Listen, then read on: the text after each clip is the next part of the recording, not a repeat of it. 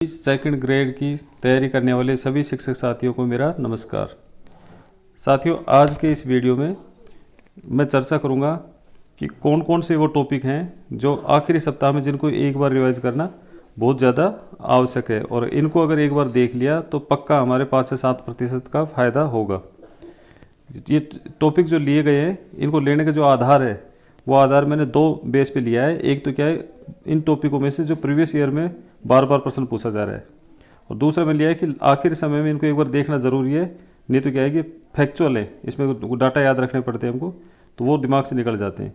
तो ऐसे टॉपिक जो इम्पोर्टेंट है, परीक्षा में बार बार प्रश्न पूछ रहे हैं, और साथ में इनको एक बार आखिर समय में देखना ज़रूरी है, इन 2 बेस लेकर मैंने ये टॉपिक छाँटे हैं। तो ये टॉपिक जो राजस्थान जीके के मैंने लिए हैं, ये पूरे सिलेबस में से देखोगे तो 20% के आसपास ये टॉपिक है, और इसमें से 20% में से 60 से 70% के आसपास हमको क्वेश्चन इनमें से ही मिलेंगे। तो चलिए शुरू करते हैं। एक तो जो कुछ टॉपिक नए जोड़े हैं इस बार, तो नए टॉपिक जोड़े तो पक्की बात है कि वो सबसे इम्पोर्टेंट रोल रहेगा उनका। तो जितने भी टॉपिक नए जोड़े उन सबको तो एक बार अच्छे से रिवाइज कर ही लेना। जैसे राजस्थान में जोड़ा है एक तो जनजातियाँ, 1857 की क्रांति, राजनीतिक जागरूकता और राजस्थान विधानसभा, ये जो 4 टॉपिक है इसमें से पक्का 2 या 3 क्वेश्चन आराम से निकल जाएंगे। फिर इसके बाद देखते हैं इंडिया और वर्ल्ड में जो जोड़े हैं, तो ये जो 4 टॉपिक है इसमें भी ये 4 टॉपिक जोड़े हैं। तो एक तो हो गया भारतीय विदेशी व्यापार की प्रवृत्तियाँ, दूसरा दबाव समूह, और तीसरा वनस्पति, चौथा ऊर्जा संसाधन, ये दोनों भूगोल से जोड़े गए। तो ये 4 टॉपिक इंडिया और वर्ल्ड में जोड़े हैं। तो सबसे पहले तो इनको एक बार रिवाइज ज़रूर करना है। फिर इसके बाद चलेंगे राजस्थान जो जीके है, राजस्थान जीके में कौन कौन से वो सबसे इम्पोर्टेंट टॉपिक हैं जिनमें से अधिकतम क्वेश्चंस पूछे जाने की पूरी पूरी संभावना है। और अब तक लगातार जैसे आरपीएससी हो या फिर अपन भर्ती बोर्ड हो, उनमें लगातार इनमें से ही क्वेश्चंस पूछे गए हैं।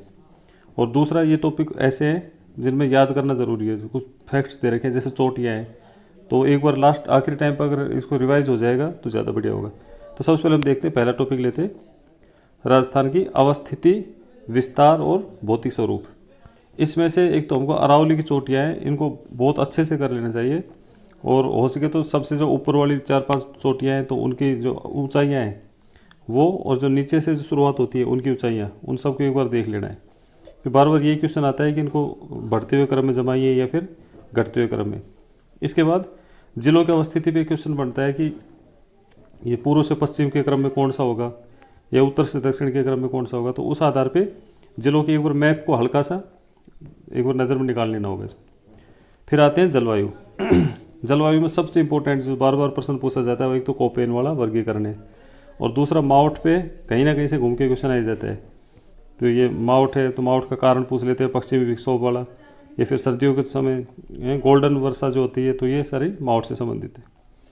फिर अगला अपवाह तंत्र से, तो अपवाह तंत्र में एक तो नदियों के नाम और उसके सहायक नदियाँ कौन कौन सी है, और इसके साथ जो झील वाला जो टॉपिक है, झील वाले में जो खारे पानी की झील है उन सब का नाम याद रखना ज़रूरी है। उससे भी क्या होगा कि हमसे ये पूछ सकते हैं कि 4 झीलें दे दी, 3 मीठे पानी दे दी, उसमें पूछ ली कौन सी इनमें से मीठे पानी की नहीं है, 1 खारे पानी दे दी, या फिर कैसे पूछ लिया, मतलब खारे पानी की याद होगी तो मीठे पानी की अपना आप ही याद हो जाएगी।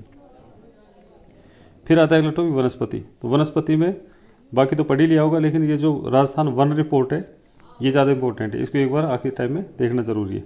पशु संपदा में क्या करेंगे, पशुओं की नस्लों के बारे में देखना है, और इनके प्रजनन केंद्र कहाँ कहाँ पे हैं, जैसे जोड़ बीड़ वाला है इस टाइप के, और जो पशुओं की जो गाय की नस्ल है, भेड़ों की नस्ल है, ये सारी एक बार रिवाइज करना ज़रूरी है। फिर आता है जनसंख्या।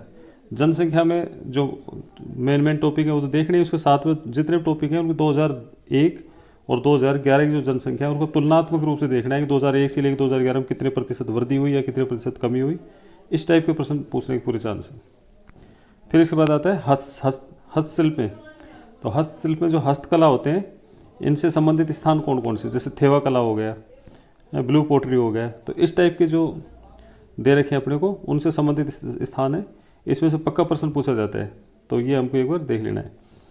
फिर आ जाता है राजस्थान की कला संस्कृति, और तो इतिहास वाला बाद में, पहले कला और संस्कृति को देखेंगे। तो कला संस्कृति में सबसे जो चर्चा में रहता है टॉपिक लोक देवता और लोक देवियाँ, ये तो हमेशा इसमें से प्रश्न तो पक्का है। फिर साथ में संत संप्रदाय, ये भी इम्पोर्टेंट है।